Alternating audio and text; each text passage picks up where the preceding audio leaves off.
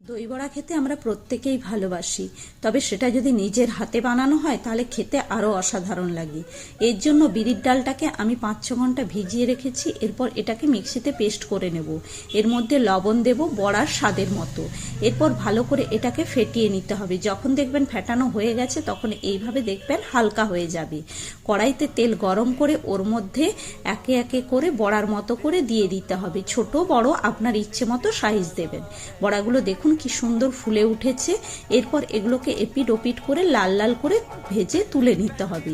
অন্য একটা পাত্রে বেশ কিছুটা পরিমাণে দই দিয়ে ভালো করে ফেটিয়ে অনেকটা পরিমাণে জল দিয়ে দেব, কারণ বড়াগুলোকে ভেজে এর মধ্যে ডুবিয়ে রাখতে হবে। 1 ঘন্টা মতো ডুবিয়ে রাখলে বড়াগুলো দেখবেন কি সুন্দরভাবে ফুলে যাবে। এই দেখুন বড়াগুলো 1 ঘন্টা পরে পুরো দইটা টেনে নিয়েছে আর কি সুন্দর ফুলে উঠেছে। চলুন এবারে প্লেটটা সাজিয়ে নেওয়া যাক।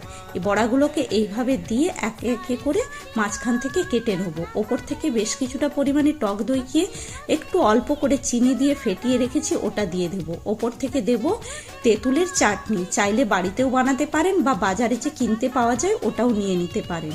ওপর থেকে ভাজা জিরের গুঁড়ো, বিট লবণ, চাট মশলা, গোলমরিচের গুঁড়ো সমস্ত কিছুকে একে একে করে ছড়িয়ে দেব।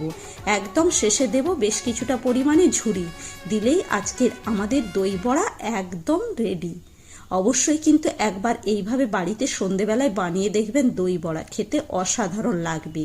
আর যদি ভালো লাগে পল্লবীর টুকিটাকি চ্যানেলটিকে অবশ্যই লাইক, শেয়ার এবং সাবস্ক্রাইব করুন।